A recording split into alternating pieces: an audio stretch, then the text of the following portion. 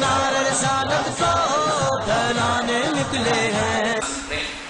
آقا علیہ السلام نے ارشاد فرمایا رمضان مبارک شریف میں اگر کسی مسلمان کا روزہ چھوٹ جائے، کسی مسلمان کا روزہ چھوٹ جائے، وہ چھوڑ دیں، اور پھر وہ اس روزے کے خمیازے کے لیے، بدلے کے لیے، کفارے کے لیے اس نے پوری زندگی روزے رکھ لیا۔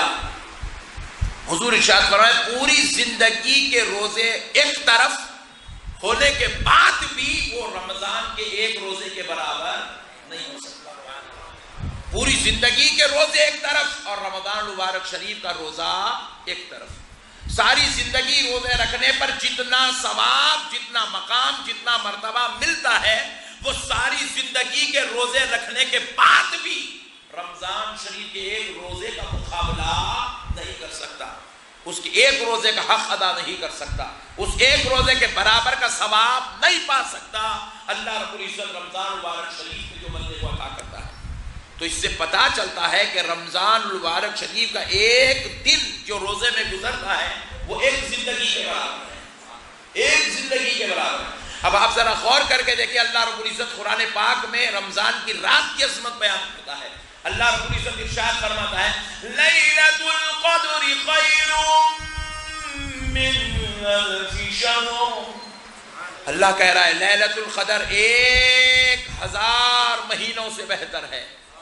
لیلۃ القدر 1000 مہینوں سے بہتر ہے، یعنی کہ رمضان مبارک شریف میں جو لیلۃ القدر آتی ہے 1000 مہینوں سے بہتر ہے۔ تو پیارے بزرگوں اور دوستو، ایک سال میں صرف 12 مہینے آتے ہیں۔ اب ذرا غور کیجئے گا کہ انسان اگر 1000 مہینے گزارتا ہے تو کم و بیش 80 سال اس کے لگ جاتے ہیں۔ فرماتے ہیں کہ رمضان مبارک میں اگر کوئی لیلۃ القدر پا لیتا ہے تو اس کو وہ ثواب دیا جاتا ہے کہ ایک 80 سال 85 سال عبادت کرنے والا جو ثواب پاتا ہے، لیلۃ القدر پانے والے کو اس سے بڑھ کر ثواب دے دیا جاتا ہے، اس سے بڑھ کر ثواب دے دیا جاتا ہے۔ اسی لیے میرے آقا رحمت للعالمین صلی اللہ علیہ وسلم ارشاد فرماتے ہیں من قام لیلۃ القدر، من قام لیلۃ القدر، آقا علیہ السلام ارشاد فرماتے ہیں جس نے لیلۃ القدر کو پا لیا ایمانا و احتسابا،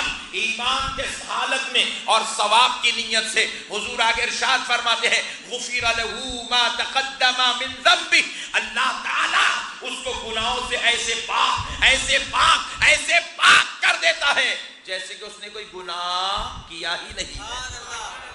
اس کے سارے گناہوں کو، پچھلے گناہوں کو اللہ معاف فرما دیتا ہے۔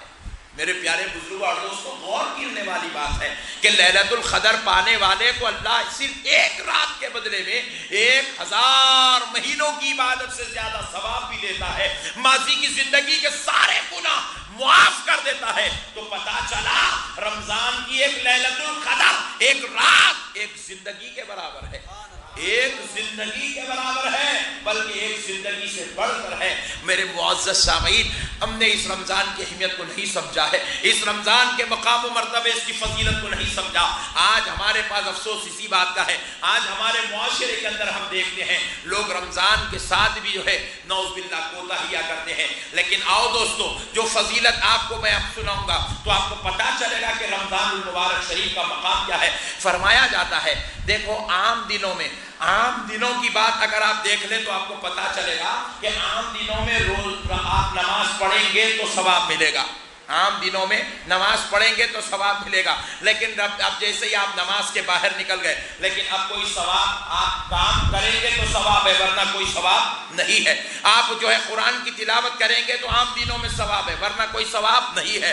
آپ اگر کوئی صدقہ خیرات کریں گے تو ثواب ہے ورنہ کوئی ثواب نہیں ہے۔ لیکن پیارے بزرگوں اور دوستوں، قربان جائے ماہ رمضان المبارک شریف کے، ماہ رمضان کے قربان جائے۔ ارے فرمایا جاتا ہے یہ رمضان اتنا برکتوں اور رحمتیں لے کر گناہگاروں کے بیچ میں آیا ہے، اللہ سے جوڑنے کے لیے ایسی بہترین پروگرام اللہ نے بندوں کو عطا کر دیا ہے، اتنا پیارا مہینہ عطا کر دیا ہے۔ فرمایا جاتا ہے ماہ رمضان میں نہ صرف روزہ رکھنے پر ثواب ملتا ہے، نہ صرف تراویح پڑھنے پر ثواب ملتا ہے، نہ صرف زکوٰۃ دینے پر ثواب ملتا ہے، نہ صرف نماز پڑھنے پر ثواب ملتا ہے۔ ارے حد تو یہ ہے ماہ رمضان مبارک شریف میں روزے دار سو بھی جاتا ہے تو روزے دار کا سونا بھی ثواب بنا دیا جاتا ہے، روزے دار کا سونا بھی ثواب بنا دیا جاتا ہے، سونے پر بھی اسے اجر دیا جاتا ہے۔ اللہ اللہ، یہ ماہ رمضان مبارک شریف ہے دوستو۔ ماہ رمضان میں روزے دار جب کاروبار بھی کرتا ہے تو روزے دار کا کاروبار کرنا بھی ثواب ہے،